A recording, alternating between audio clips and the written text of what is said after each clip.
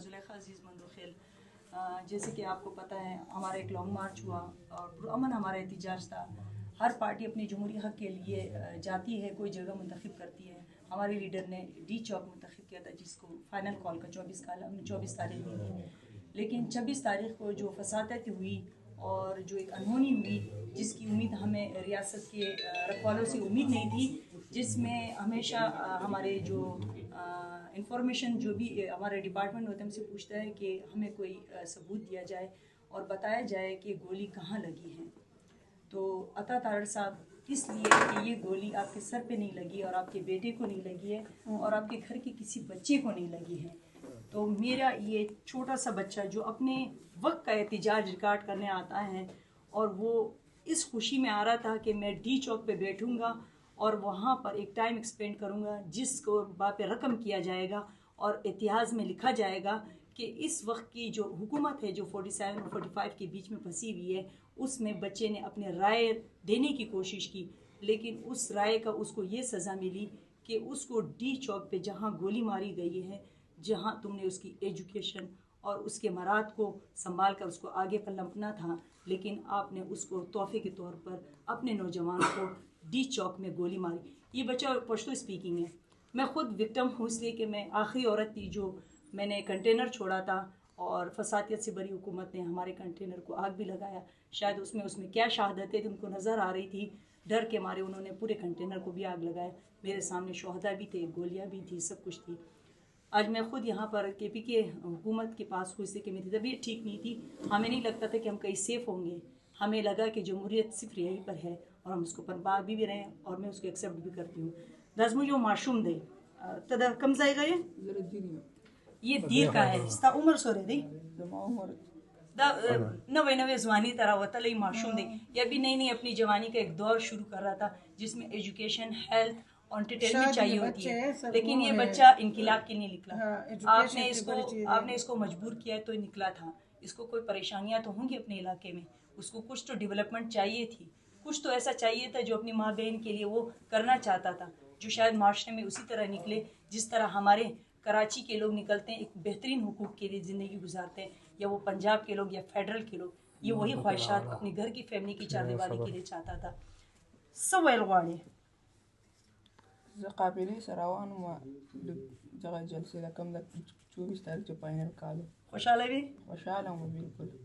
बस जो डी चौक त संग और से दमता बस बेटूने बन कला बस मुंग मंदे बे फायरिंग मुशु दल तलगे दल म बिया त प्रूतु म 2-3 घंटे प्रूतु म बस बिया मा मखपल मामा मामू जा कालो लंबर मोबाइल दर सरावी मा सखपल ना बस बल का सो दो को अच्छा बस जमा सखपल हम को बिल के रागस्ते बा बस बिया मखपल मामू ता कालो को गिवरालो पाटे का सानालो पेंडे अस्पताल ते रावड़ मन तमा ते इलाज न के बस पुलिस ना सु 2 रजल रद से प्रूतु म तकलीफ हो रहा था। ये बच्चा जब इसको गोली लगी है और उसके कुछ रिलेटिव ने यहाँ पर धरने के लोग जो मौजूद थे, उन्होंने कोशिश की कि इसको हॉस्पिटल ले जा सके।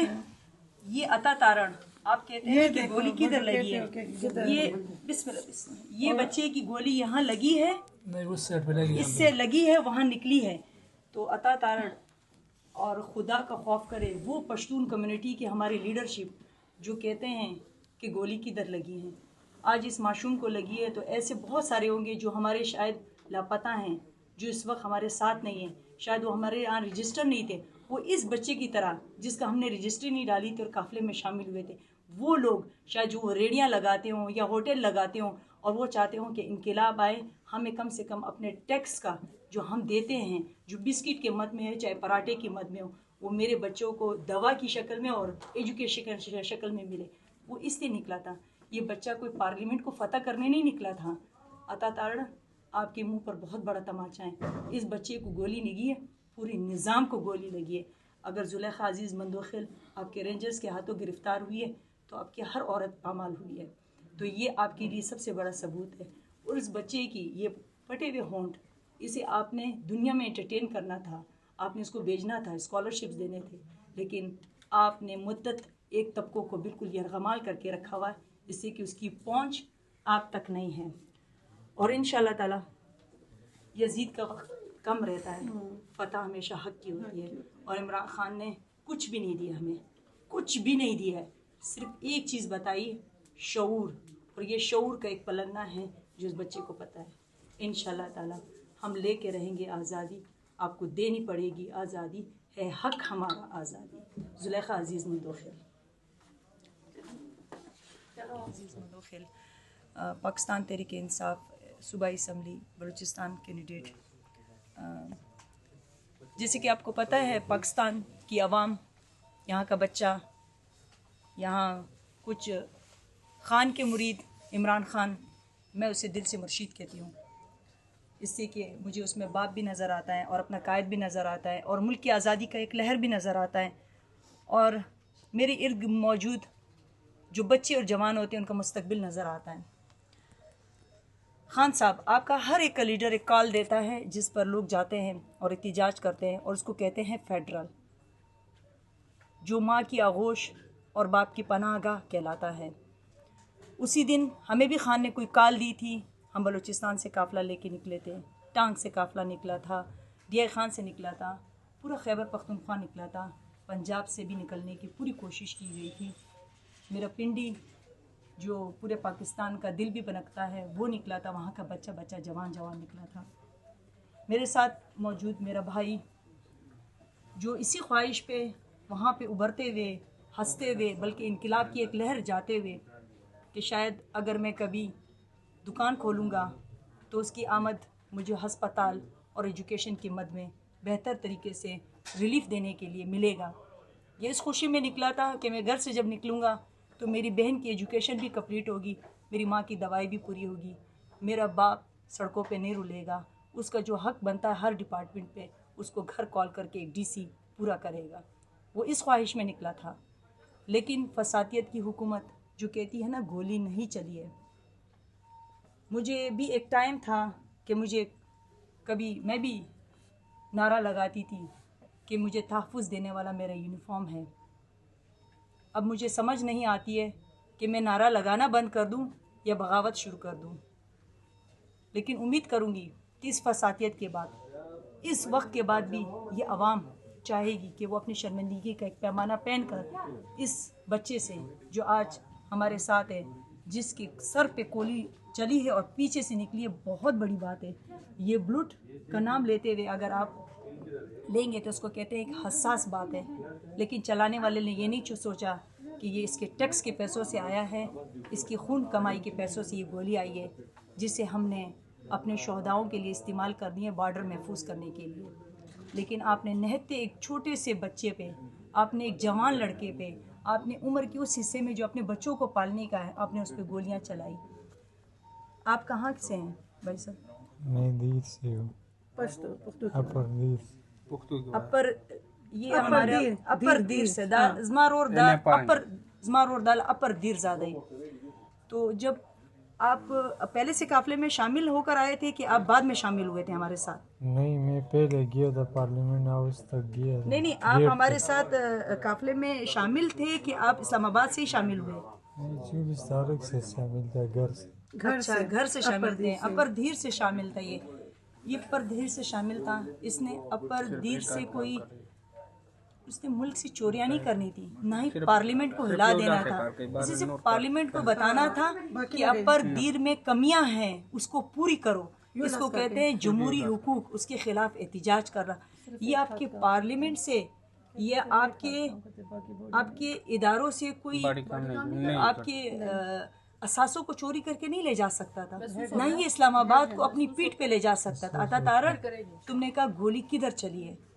मैं आपको बताती हूँ, ये बच्चा आपको खुद बताया है। फिर आपको तकरीबन कहाँ गोली लगी? मेन डी चौक पे लगी कि आप जो मेन डी चौक पार्लियामेंट हाउस के सामने ये गोली उसको वहाँ लगी है? अगर मुझे याद हो, हमारे लड़कों को कंटेनर पे चढ़ाया गया और सीने से लगाया गया, ये मुझे पूरा उसका याद है। उसके बाद बच्चे, जवान और लड़के पार्लियामेंट की तरफ उनकी चमनी में बैठे थे। फसादियत से बड़ी हुकूमत ने खुद शेल फेंका था और फिर उन्होंने एक अनाउंसमेंट की थी। उस अनाउंसमेंट की पूरी आवाज़ इंटरनेशनल मीडिया पे गूंजती है कि फायर करो। ये उनका अपना ही फेंका हुआ शेल था, जिसको ये लोग कहते थे गवर्नमेंट खैबर पख्तूनख्वा अपने साथ लेकर आई थी।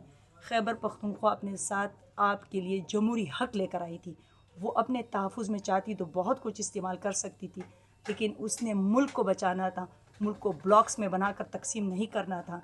मैं बलूचिस्तान के लिए हमेशा बात करती हूँ कि ये चाहते हैं कि जिस हुदूद पर हमें लेकर गए हम रियासत अलग करें। नहीं, ये मुल्क मेरे बुज़ुर्गों ने बनाया है, ये मुल्क मेरे असासे से बना है, मैं इसे तकसीम नहीं होने दूँगी। इस बच्चे को जब गोली लगी है, फसातियत से हर मरीज़ आपको बताएगा, हर बच्चा विक्टिम आपको बताएगा कि इस्लामाबाद जो माँ की आगोश कहलाती है, जो पूरे पाकिस्तान को अपने हुदूद में रखती है और पूरे पाकिस्तान उसको खिलाता है, और वो उसने इसका इलाज करना मुनासिब नहीं समझा। उस बच्चे के दर्द समझो, उसको पिंडी हॉस्पिटल में रखा गया। तकरीबन इतना छोटा बच्चा जो अभी अपनी उस हुदूद में जा चुका था जहाँ वो आपकी हुकूमत से कोई ख्वाब तकसीम करने की सोच सकता था कि मेरे लिए क्या ख्वाब होंगे जिन्हें मैं तकसीम करके अपनी ज़िंदगी के हुदूद को पाऊँगा।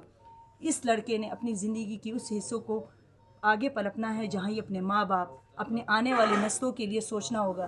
तुमने इसे क्या दिया? गोली दी और कुछ नहीं दिया। और यह रियासत कभी नहीं बोलेगी। अभी भी होश के नाखून लिए जाए और इस चीज़ को डिफ़ाइन करने के बजाय इस पर बेहतर तरीके से बताया जाए, और मुल्क से ख़ास तौर पे मेरे अपर दिल से, मेरे टांग से, मेरे मरवत से जो बच्चों को गोली लगी उनसे माफ़ी मांगे। ये आपको माफ़ करेंगे, इससे कि इनकी दुल्हन में मुल्क बसता है, ये मुल्क को बसाना चाहते हैं।